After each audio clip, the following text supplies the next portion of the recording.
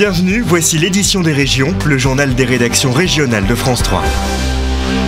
C'est un 1er mai placé sous le signe de la politique à 5 jours du second tour de l'élection présidentielle. Ce matin, les syndicats ont commencé à défiler comme ici dans le Nord.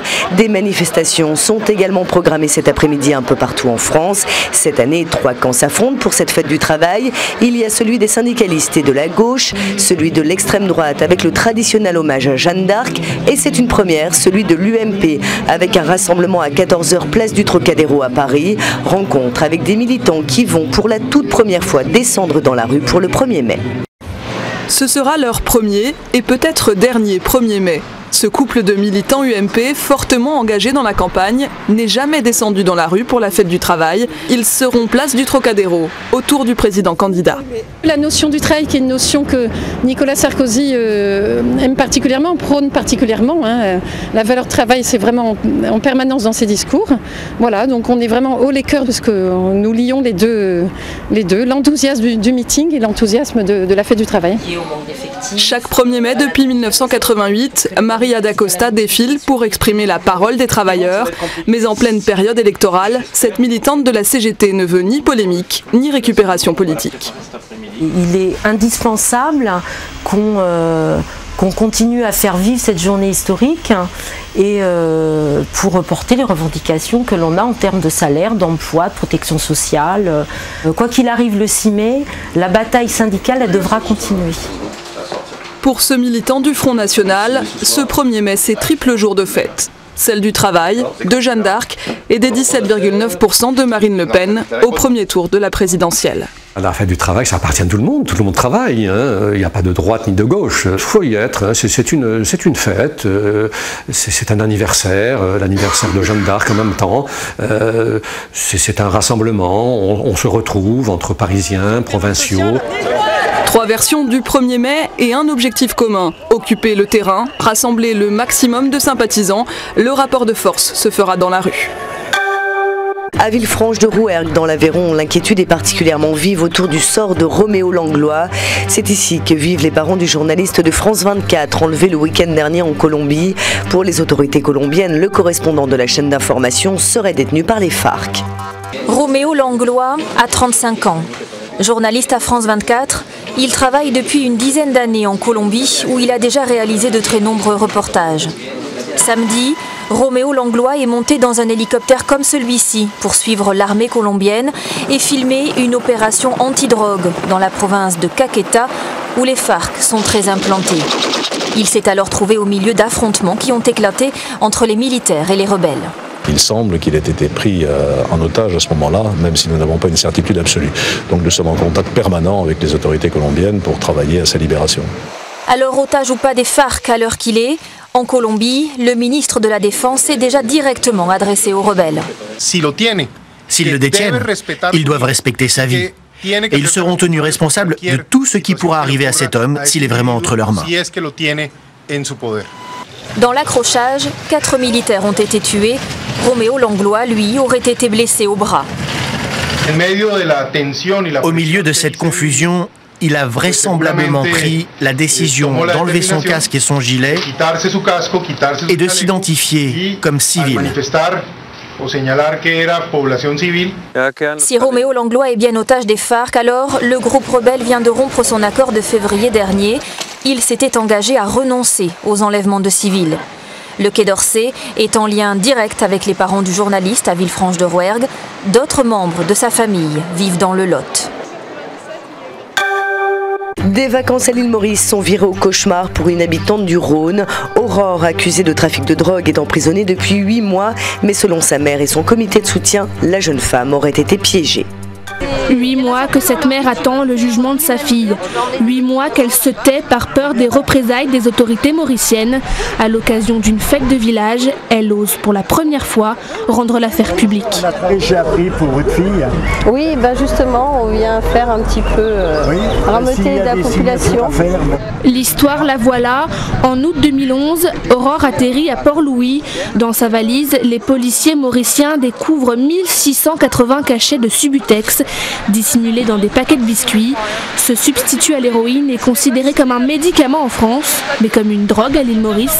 Touriste, l'habitante de Saint-Romain devient passeuse, un traquenard selon sa mère. Elle soupçonne le petit ami mauricien de sa fille d'avoir caché la drogue dans les bagages d'Aurore juste avant son départ. Je suis très inquiète parce que comme elle est très loin, que la consul de France ne va pas lui rendre visite, qu'on n'a pas d'informations exactes sur son état de santé, son état psychologique, je pense que là depuis 8 mois, elle est forcément en doute actuellement et que ça doit être très très difficile pour elle. La jeune rhodanienne n'est pas la première française à être arrêtée pour trafic de Subutex. 4 autres jeunes filles sont incarcérées près de Port-Louis.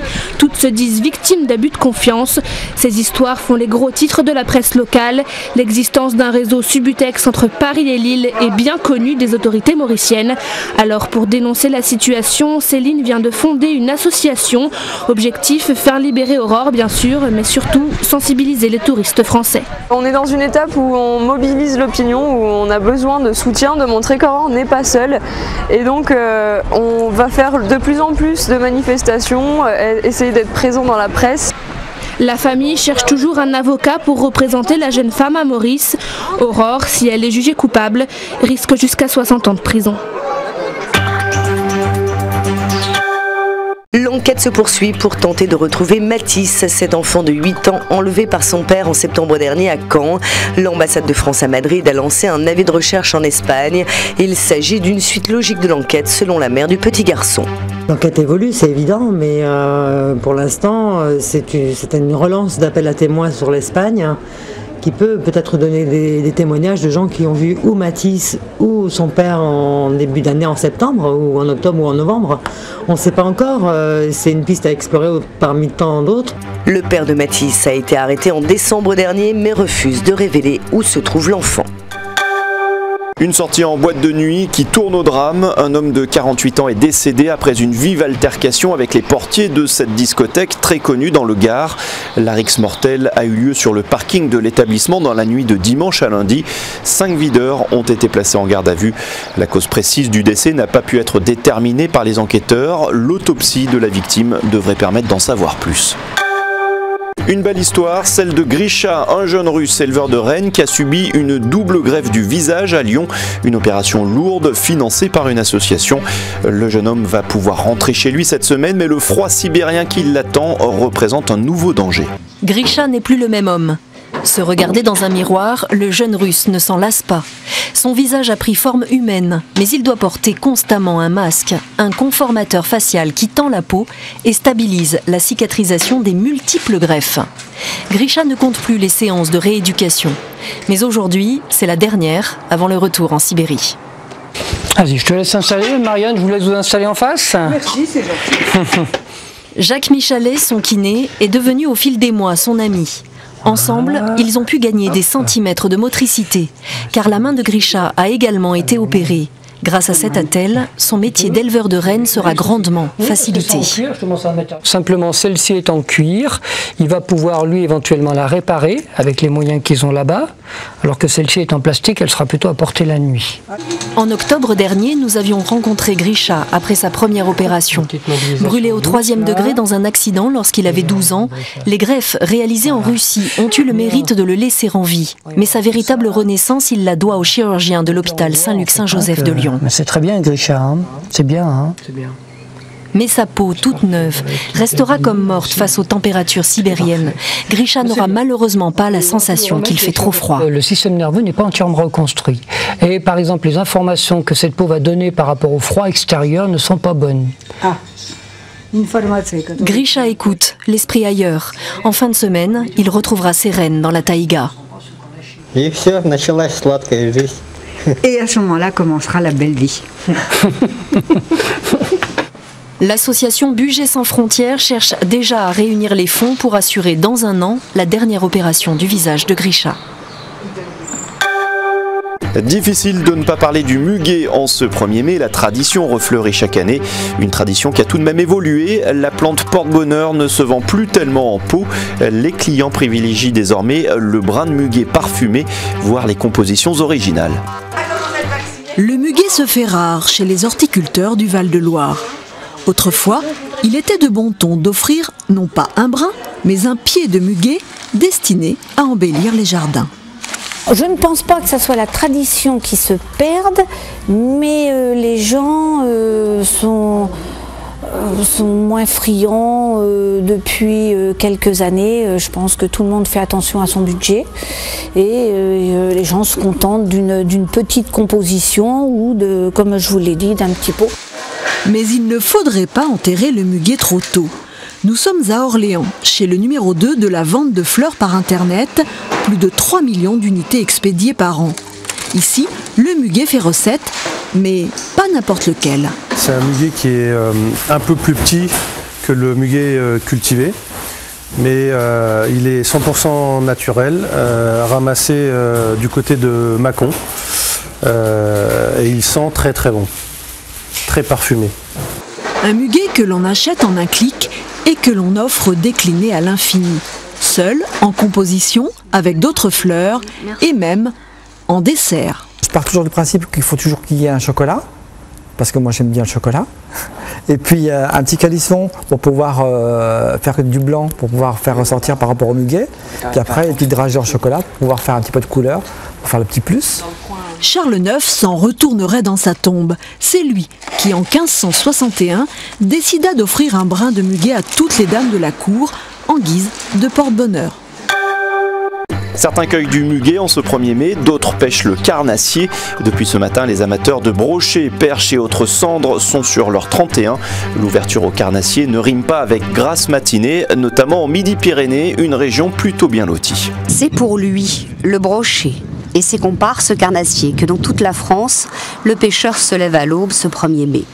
Dans notre région, ils sont quelques 111 000 détenteurs de la carte de pêche 2012. Les 2 tiers d'entre eux sont de la partie. C'est que pour taquiner cendres, perches, black bass et autres brochets, il faut aimer la difficulté, voire la complexité. Ces poissons-là ne se nourrissent pas de la même façon tous les jours. Il y a des lunes qui influencent la pêche, ensuite des moments. Le brochet, on sait qu'il y a des touches plus particulièrement aux alentours de midi. Le cendre, ça va être particulièrement le matin ou le soir. Il n'y a jamais de règles réelles et clairement connues. Donc la meilleure façon, c'est d'y aller et après on voit. Et là, en revanche, c'est la taille minimum du carnassier prélevé qui est strictement réglementée par le Code de l'environnement. 50 cm pour le brochet et 40 pour le cendre, 30 pour le black bass. Seule la perche française et le sciure ne sont pas réglementés, ils se pêchent même toute l'année. Tout de suite, votre édition des initiatives.